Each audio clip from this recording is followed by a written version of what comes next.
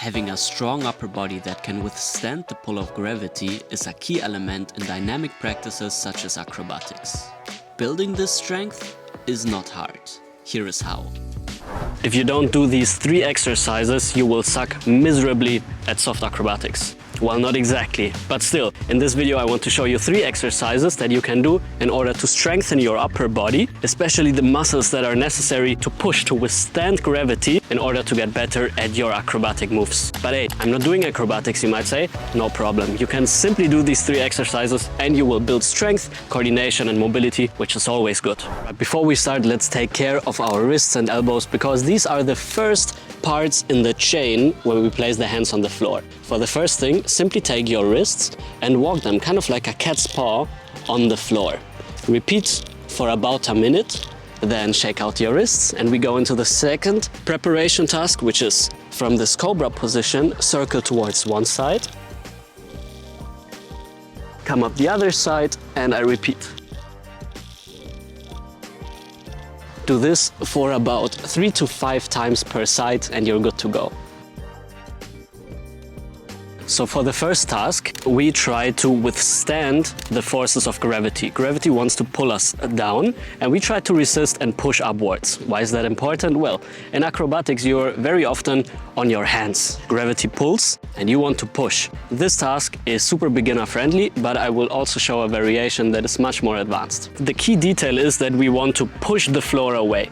What I like to do is bend my arms slightly and twist my elbows inwards in order to find a little bit more activation in these muscles right here, the lats. If this doesn't work yet, it's okay. Simply straighten out your arms and it will be fine. So I will go into my push-up position where my shoulders are on top of my wrists. I will simply try to sink into my shoulder blades and push back up again.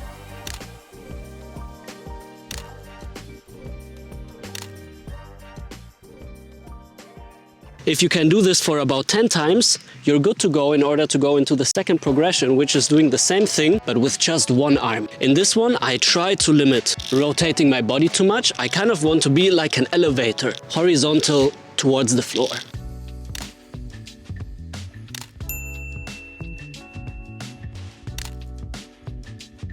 If you understand this one, let's try to add a little bit more dynamics. From this backwards position, I shift the weight forwards onto my wrists, pushing the floor away. Only then I will sink down, receive the floor, push back up into my triangle, and I will repeat this.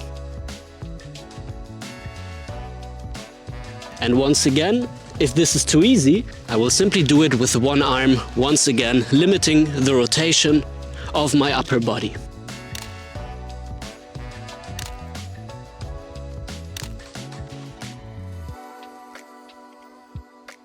If you got limitations in your wrist, but you still want to practice, you can do that. Simply grab a bar, do exactly the same task on this bar. One arm and dynamic variations also work. And if this is too hard for you yet, simply go to the next higher bar or pick a stool, a chair, a table or something so you can do your repetitions here.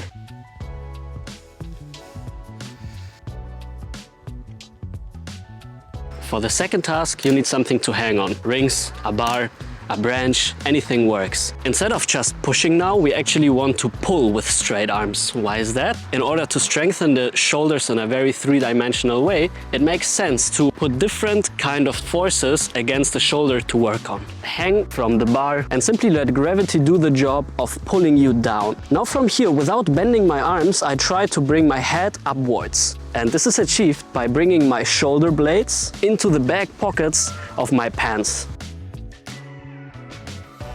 As you can see, I'm still resting with my feet on the floor, and this is perfectly fine, so you can actually do about 10 repetitions here. But if that works, try to do the same thing free hanging.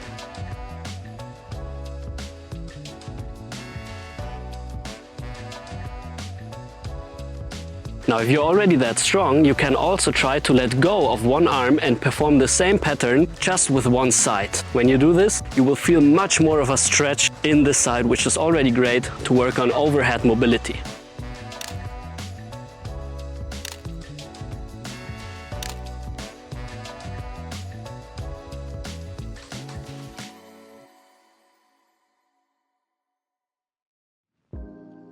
The third task is actually a partner task, but we can do it alone in order to warm up. And also if you don't have a partner, you can do exactly this variation. Once again, the idea is to resist gravity's pull. Instead of just working in one dimension, we try to now move the body so you can actually explore this in a more improvisational manner. From a table position, I try now to keep my hips very high and simply rotate my body until my belly faces down.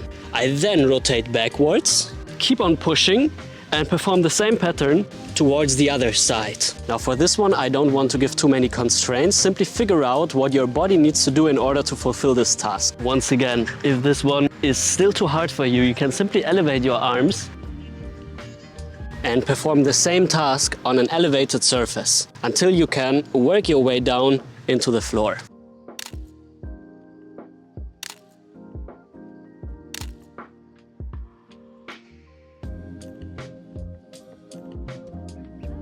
So for the actual partner task, one partner is on the floor, the other one holding the hands like me. Be cautious in this position. I don't want to push my partner over the wrists, and I also don't want to pull my partner backwards. I want to make sure the shoulders are on top of the wrists. From here, the same task. She can use her legs however she wants to, and I can simply adapt to her needs.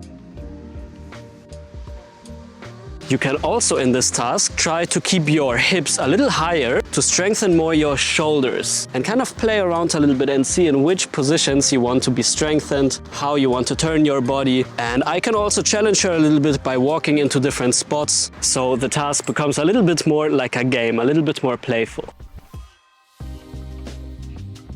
Now really make sure to use your legs so you can balance out your body. Going high is also an option. Slowly dropping down, staying a little bit longer on one hand if you like to.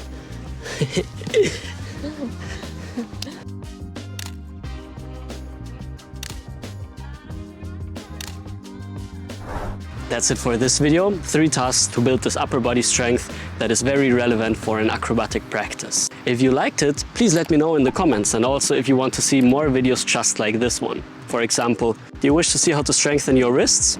Let me know. Now all info about my online programs, about upcoming workshops, as always you can find in the video description or on www.neilteisner.shop. Remember to subscribe to this channel to not miss any of the upcoming videos, and happy practice to you. Until next time.